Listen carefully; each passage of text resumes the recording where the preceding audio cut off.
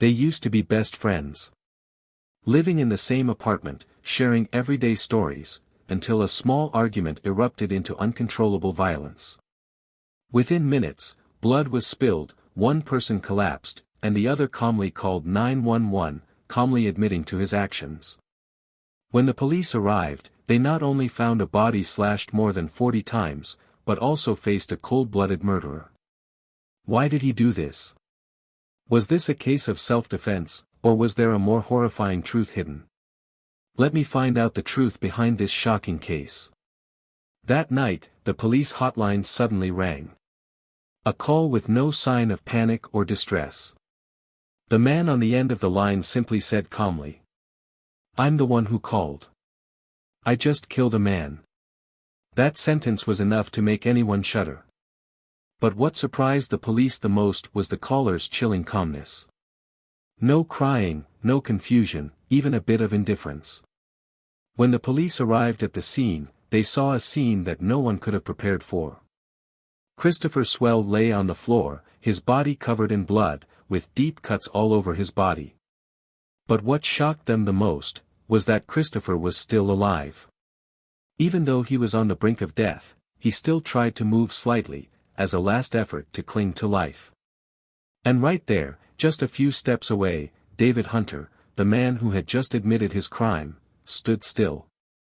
No trembling, no fear, no sign that he had just committed a brutal murder. The police immediately restrained him, but no one could have guessed that David did not resist. He even appeared to cooperate, as if nothing was bothering him. So what happened? Was it a murder in a fit of rage, or was there something more terrifying? The answer awaits in the next part. Within minutes, the police were on the scene. But when they opened the door to the apartment, a horrifying scene appeared before their eyes. A man was lying in a pool of blood, his body covered in injuries. It was Christopher Swell. But what shocked the police more than anything, he was still alive. Despite being slashed more than 40 times, Christopher was still breathing faintly. The officers hurriedly shouted, "Chris! If you can hear me, try to move."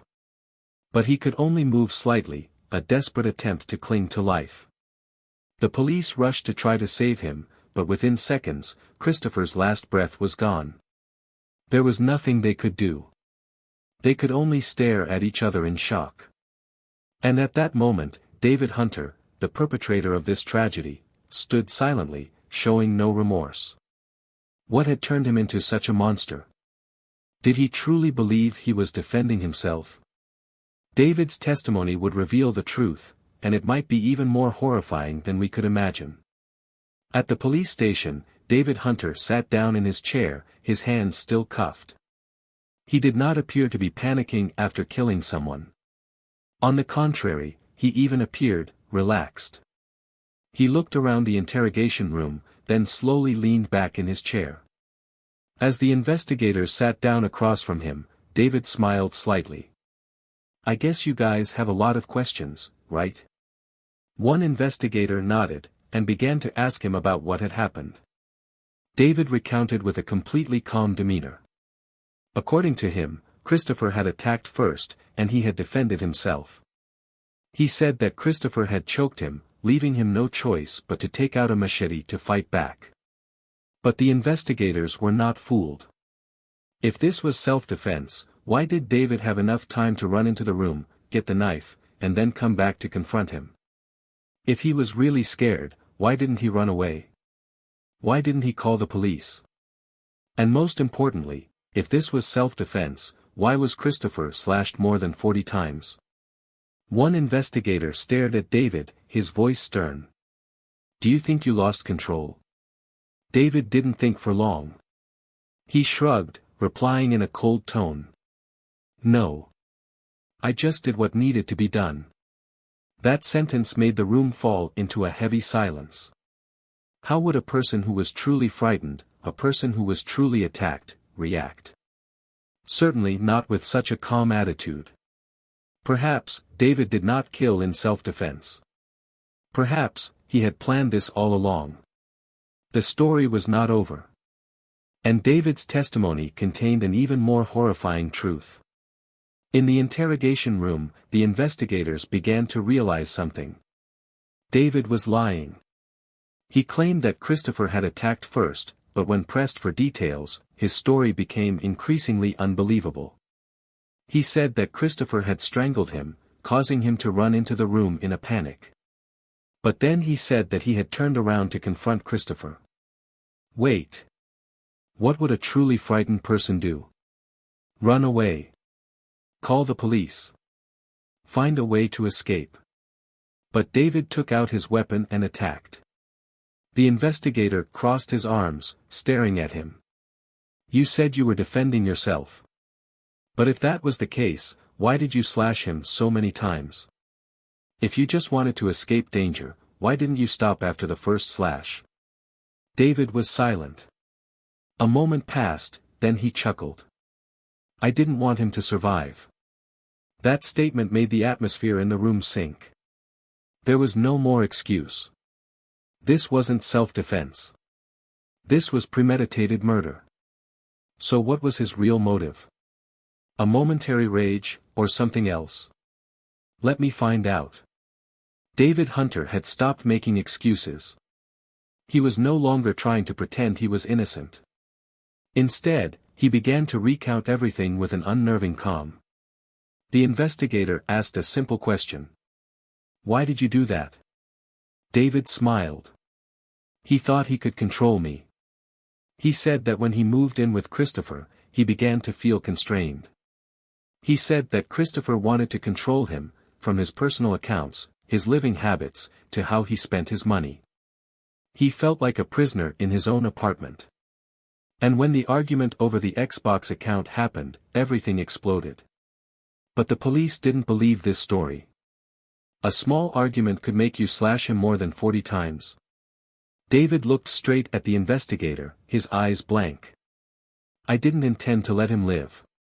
Just one sentence, but it was enough to confirm everything. He didn't kill in anger. He wanted to kill Christopher. He planned it.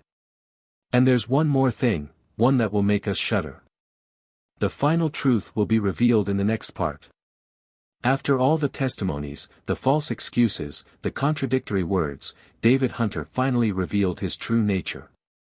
He didn't kill in a panic. He didn't kill because he was forced into a corner. He wanted to kill Christopher. And when asked the final question, the most important question of the entire interrogation, he sent shivers down everyone's spine.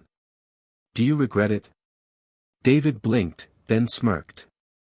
No. I did what I had to do. A simple answer, but haunting. He had no remorse. He didn't care about Christopher's life. How cold-blooded would a murderer have to be so carefree? Justice has been served, but this case still leaves a big question: what could turn a human into such a heartless monster? Leave your thoughts on this case. And if you want to hear more stories like this, don't forget to follow. In the end, after many trials and meaningless excuses, David Hunter was sentenced to life in prison.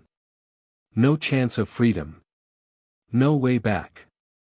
He chose violence to resolve conflicts, and the price he paid was the rest of his life behind bars. But more painfully, it was a friendship that ended in the worst possible way, one dead, one in prison, and a valuable lesson for all of us. So what can we learn from this case? Backhand index pointing right arguments and conflicts are part of life, but the most important thing is how we control our anger and find solutions. Just 1 minute of losing control, 1 minute of letting hatred overwhelm our reason, can ruin a life. Maybe you have argued with friends, family, or colleagues. But instead of letting your emotions lead you, learn to control yourself, find a more positive solution. Because sometimes, just one wrong choice can lead to irreversible consequences. So what do you think about this case? What was David's real motive? Did he really lose control, or was this a deliberate act? Leave your thoughts in the comments below. And if you find this story interesting, don't forget to subscribe to the channel so you don't miss out on other interesting stories. Thanks for watching, and see you in the next video.